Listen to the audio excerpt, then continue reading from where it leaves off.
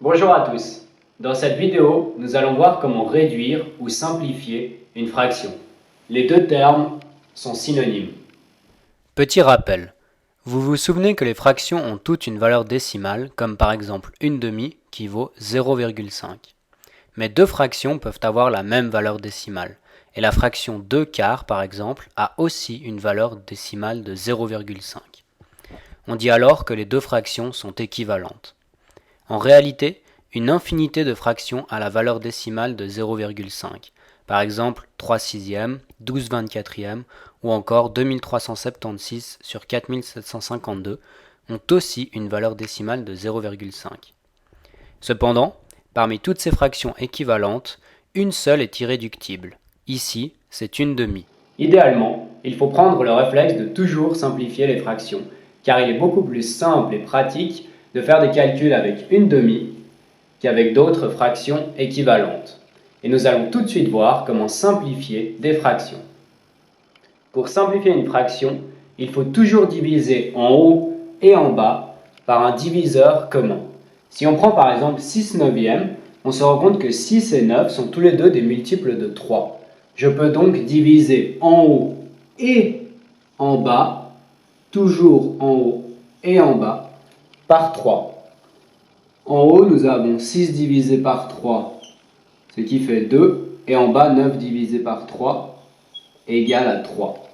Notre fraction 6 neuvième vaut donc 2 tiers. Les deux fractions sont équivalentes, sauf que cette fraction est irréductible, car 2 et 3 n'ont plus de diviseur commun.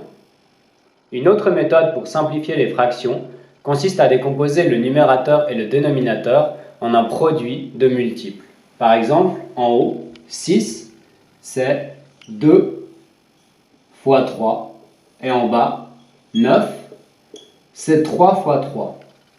Je me rends alors compte que les deux sont des multiples de 3, et je peux donc simplifier en barrant les 3.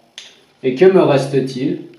Eh bien, il me reste ma fraction irréductible de 2 tiers. Prenons un autre exemple avec la fraction 24 douzièmes. Je l'observe et je me rends compte que le numérateur et le dénominateur peuvent se diviser par 2. Je divise donc toujours en haut et en bas par 2, ce qui me donne 12 en haut et 6 en bas. On se rend compte que l'on peut encore diviser par 2 en haut et en bas. 12 divisé par 2, ça nous donne 6 en haut et 6 divisé par 2, ça fait 3. Et à votre avis, est-ce que j'ai fini? Est-ce que ma fraction est irréductible?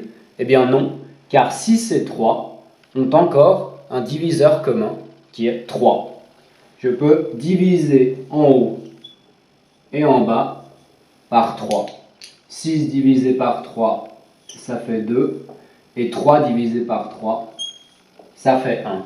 Là, j'ai fini ma fraction 2 sur 1, autrement dit 2 est irréductible. Si j'avais pris le temps de bien observer ma fraction de départ, je me serais rendu compte que 24 et 12 sont tous les deux divisibles par 12 et j'aurais gagné du temps.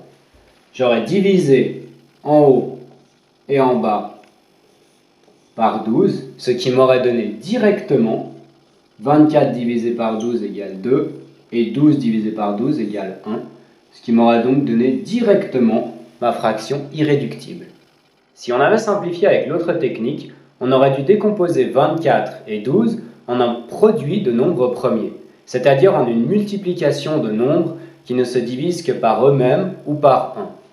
Cela nous aurait donné, pour 24, 2 fois 2 fois 2 fois 3, et pour 12, 2 fois 2 fois 3. On aurait alors pu simplifier de la manière suivante. Je barre un 2 en haut et en bas, un autre 2 en haut et en bas, et je peux aussi simplifier les 3. Il nous resterait alors en haut ce 2, et en bas, nous aurions 1. Attention, nous aurions 1 et pas 0. Ce n'est pas parce qu'on a barré les chiffres qu'il y a 0. En effet, si on prend par exemple la fraction 3 sur 3 et qu'on la simplifie, eh bien, on peut réécrire des 1 à la place. 3 sur 3, c'est la même chose que 1 sur 1, qui vaut donc 1. Eh bien, ici, c'est pareil. Quand on simplifie 2 sur 2, on peut réécrire, si on le souhaite, des petits 1 en haut et en bas à la place. 1, 1, et 3 sur 3 aussi. J'écris un petit 1 à côté, en haut et en bas. En haut, nous avons donc 1 fois 1 fois 2 fois 1, ce qui nous fait 2. Et en bas, 1 fois 1 fois 1, ce qui fait 1 et pas 0. Dans le fond, peu importe la méthode que vous utilisiez, puisque les deux reviennent au même, c'est-à-dire trouver des diviseurs communs au numérateur et au dénominateur. Parfois, il n'y en a pas, et de très grandes fractions peuvent être irréductibles, comme celle-ci. Mais la plupart du temps, et comme nous venons de le faire, vous pourrez simplifier des fractions, même des très grandes.